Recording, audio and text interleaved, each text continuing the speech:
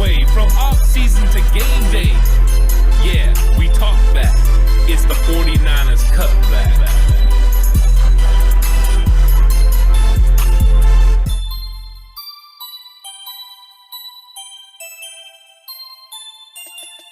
It's 49ers Cutback Podcast time.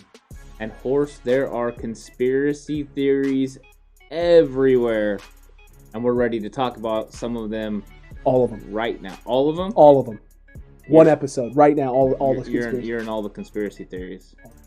Get your Joe Rogan shirts on. Put on your Jesse Ventura hat. We're delving deep. We're delving deep. YouTube, please don't take this video down. It's not those type of conspiracy theories. These are conspiracy theories around the 49ers, the draft specifically, and what they're going to be doing with pick number 3. So, Alex, since you're a conspiracy theory guy, Am I? What's the first conspiracy theory? The first one on the docket today, gentlemen, is that Mac Jones is the pick. Now, we gave you an episode yesterday. We talked about this. Why he's not the pick at pick 3. But people are convinced. Shanahan loves the guy. There's so many things about him that fit into kind of the Kyle Shanahan mold of quarterbacks and what he likes in a quarterback. So the big conspiracy theory around this is that they've moved up because they love this guy a lot. They feel he is the next best quarterback in the draft and that this has to get done. We've already kind of made our episode on this. There's no way I think this is real. There's no way I think this is reality. But there are some people that are actually sold on this, Ant. How do you feel about that? Well, I think it's interesting that Dan Patrick came out with, text messages that say, oh, Mac Jones is the guy. Executives all over the league. It's like, oh, Mac Jones is the guy. The 49ers don't have leaks. So when information gets out like this, it's either false and how hard is it to try to attach Kyle Shanahan to Mac Jones just with the type of player that he is and the consistency of players that Kyle Shanahan has had with, at quarterback. So it's not really a far-fetched thing to believe. But why even say it? It's because they're trying to have talking points. The 49ers are the team to talk about right now. I do, however, believe that this is false or that the 49ers are putting out this information so that way people believe that they're actually taking him at 3. So that way no one will jump up and try to blow the Jets away with an offer and jump up and get the quarterback that they actually want. Hold on a second. Did Ant just give a conspiracy theory inside of a conspiracy theory? Yes. Holy cow, we're really getting into this.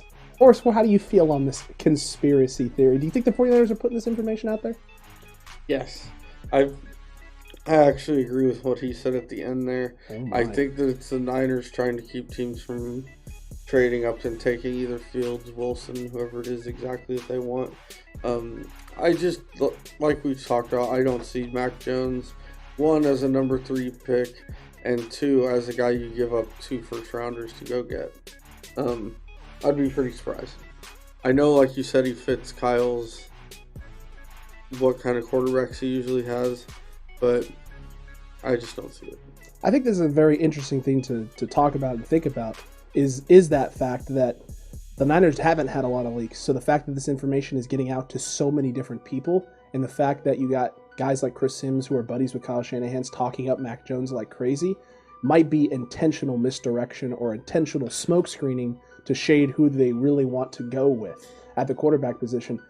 It's an interesting conspiracy theory. Well, if you're going and it's plausible. Yeah, if you're going conspiracy theories and Chris Sims always says, oh, he's trying to be a GM one day, and so he wants to be right on these topics, and that he wouldn't purposely help Kyle Shanahan. But Horst, didn't he leave Brandon Ayuk off his top 5 last year because he knew just how high Kyle Shanahan was on Brandon Ayuk? Yeah, he definitely did. He said he had Brandon Ayuk 3rd or 4th on his top 5 receivers. But Kyle Shanahan was kind of the guy that tipped him off to him. Mm-hmm.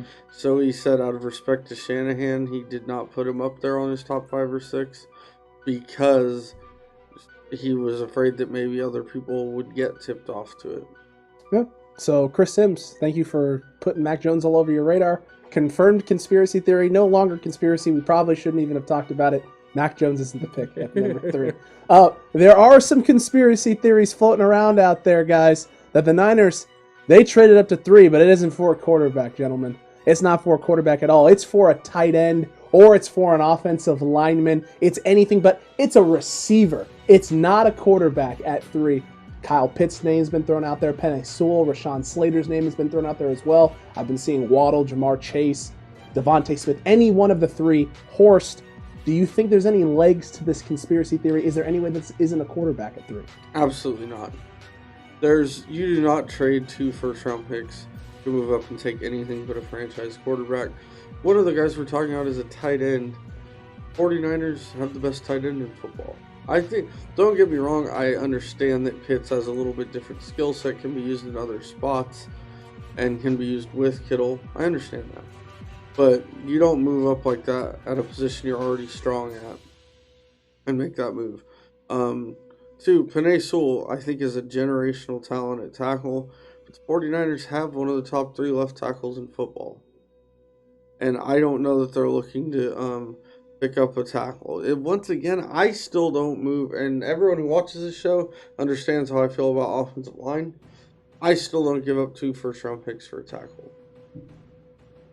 Yeah, I 100% agree. You're not going up. You're not giving up this kind of draft capital unless you're going to get the number 1 player on anyone's roster, which is a quarterback. Yes, offensive line is very valuable. Yes, Kyle Pitts is very valuable. He's going to be transcendent probably in the game. A bigger, faster Travis Kelce, which is scary matchup problems for anyone. But I think that more than likely, and I'm going to say more than likely because there's always some offset chance that the 49ers could do something crazy.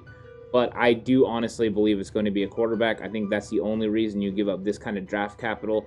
And it's to get your quarterback of the future, play on a rookie pay scale, do all of that. So I think that they definitely went up to get a quarterback, and that's easy. You don't give up this capital for any other position, point blank and period. They could have got an offensive tackle at 12. They didn't need to move up because there are 3 offensive tackles in this draft that are good.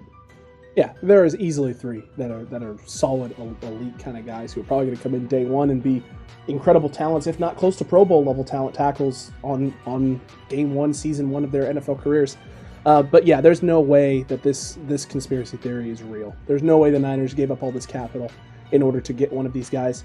There is a conspiracy theory we'll talk about here in a little bit that I think is a little more plausible that could land you one of these guys and get you some other stuff if, in fact, you have another quarterback that you really, really like. But I don't think that's necessarily the case right now. At pick 3, it doesn't make sense for anything else other than one of these 3 top quarterbacks in the draft. Not Mac Jones. Sorry, Grant Cohn. Sorry, Sims. Sorry, all you crazy folk out there who seem to think this dude is flying up draft boards. If you watch that pro day, there's no way you can think this guy is 3, because you can watch like 5 minutes of that pro day and watch like 20 seconds of Zach Wilson's pro day, and you can tell the significant difference in talent, athleticism, and the way the ball just spins out of each player's hands. There's no way it's not Zach Wilson or Justin Fields. Sorry, Mac Jones, not to hate on you at all. You're just not top 3 pick material.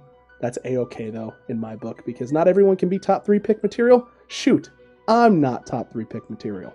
What? In any world. I know, it's crazy, guys. Next up on the conspiracy theory list of conspiracies and things and such, 49ers know who the Jets are picking at number 2, and this is why they made the deal with the Dolphins to come up to 3, because they know who the Jets are taking, and now they can swoop in and get the guy they want. And I feel like of all the conspiracy theories on the board, this might be the one that you're the biggest fan of.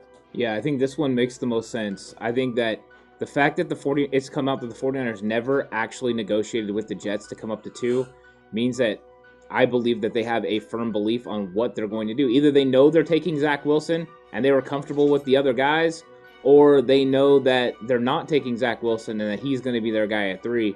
I think that they definitely know. So I know everyone's trying to build up it's going to be Zach Wilson, but every time somebody says 100% it's going to be something, that usually means that it's a misdirect and it's going to be something else. So I think this is the most plausible.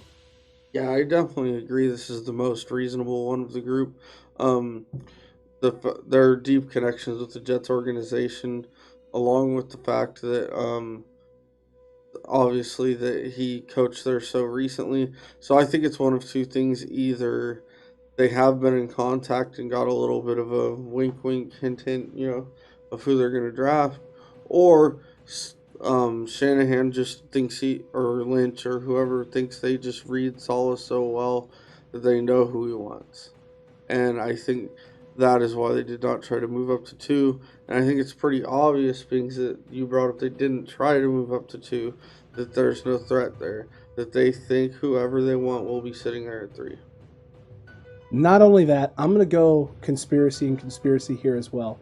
I've been thinking and feeling this way for a while, and I think I've run this by both of you. In a world where while Saleh was prepping for the Jets job, Shanahan was helping him prepare and asked him a question. If you get hired by the Jets, who do you take it to? What do you do? And Saleh gave him an honest answer. And Shanahan asked him this question, got an answer out of it, and then once Saleh took the job, was like, oh crap, guys. There's a chance that they're not going to get one of these two, and we're going to be able to get a Zach Wilson or a Justin Fields no matter what. So I think that is entirely plausible. I think it's entirely possible, and it's not crazy. It's not a crazy conspiracy theory.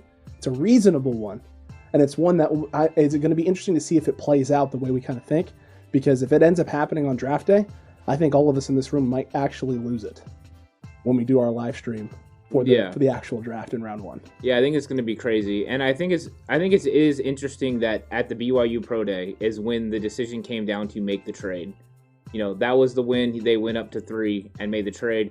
Who was in attendance? Robert Saleh. You know, so it's one of those things where could this have been the confirmation? But now is my favorite conspiracy theory on the list, boys. This isn't just any heist. This is a massive trade heist of massive proportion in which Lynch and Shanahan are playing big brain, 5D, 50 million IQ chess, in which they make this move really, really early to 3, getting everyone thinking and feeling like, oh my gosh, they've moved up for this quarterback. They're going to go this quarterback. They're going to go this quarterback. And someone who realizes, you know what, maybe if they are high on Mac Jones, maybe they're willing to come back a little bit and let us come up to 3 and get that. And they can pull a big, huge trade swap scenario in which they allow someone to trade up as much as they gave away. And maybe they can trade back not just once, but a few times and end up going with a quarterback like a Davis Mills, like you've pointed out, out of Stanford, a little bit later in the second round. Grab a couple of first-round picks so you can stock up your roster with young talent, because the top 100 in this draft is loaded, and recoup some of the first-round picks they lost in the next few years in a multiple-team scenario in which they trade back a few different times, maybe into the late 15s, early 20s. Ant, I want your thoughts on this first. I feel like this is a possibility. I don't know if it's entirely reasonable, because I don't think you make the move up to try and do this, because it very easily could blow up in your face when no one wanting to make the trade for that pick. But it is a possibility. How do you feel about it? Well, I mean, if you were a team rebuilding, you would trade back and look to get all kinds of picks. So that way you could rebuild your team. But I'm not sure that they would do this. To me, it's a lot of risk. You just gave up 2 first-round picks and a third-round pick to come up to get the quarterback of the future. You've put added stress on Jimmy Garoppolo. You put added stress on the team. Now you have a fan base that is rabid and wanting a rookie quarterback. If you were to now trade back, like you said, multiple times, and then you walk away with Davis Mills, this fan base is going to lose their mind. I think they have to get the quarterback. I think going up that far, you need to. If they read the room and the guy that they were targeting, they knew they could get at 5. Or, a one trade back position, which they've done multiple times with the Bears, with Trubisky, last year with Tampa Bay, with Wirfs. Moving back one spot, still getting the guy you want, 100%. Let's say that Atlanta decided they wanted to get Trey Lance at 3, and the 49ers weren't looking to get Trey Lance, and they flipped, a spot 3 or 4, picked up a couple draft picks. I would understand that. But I don't know if you can do a multiple, even though it's fun to do. I've done it on PFF a bunch of times. You trade back multiple times. You make the trade. Then you trade back again. Those are possibilities. I just don't see this being a legitimate possibility now because of what you've given up. A simple trade back, like I said, 1 spot, 2 spots, maybe, but nothing going too far back. Yeah, I agree that they're once they gave up that capital, like I keep going back to, they had someone or something in mind. You don't give up that capital and just, man, I hope someone comes up and trades for this pick. When you give up the capital, there's a player you want. That simple? Yep. Doesn't get any easier than that? Nope. Love it. Man makes it so quick, so clean, right to the point. You absolutely love to see it. If you haven't already, make sure you hit that subscribe button right now. Hit that notification bell as well. That way you're notified every time we post. And while you're down there hitting all those buttons, smashing that like button as well, leave a comment. What do you think about this specific conspiracy episode? Are there any conspiracy theories you like? Are there any conspiracy theories that we left off? We want to hear from you. Let us know about it down below. Yep, definitely let us know, because this is going to be interesting time. It's lying season, and we want to hear all the lies, all the conspiracies. That's what's fun about football, is just never knowing what's going to happen. It makes us really, really interested in what happens in the draft, because that's going to be fun. Yeah, it's got to be the most exciting 3 months of the year sometimes. That's for sure. I know I cannot wait. Until next time, 49ers fans, you stay safe. Remember the right way. It's always the 49ers way.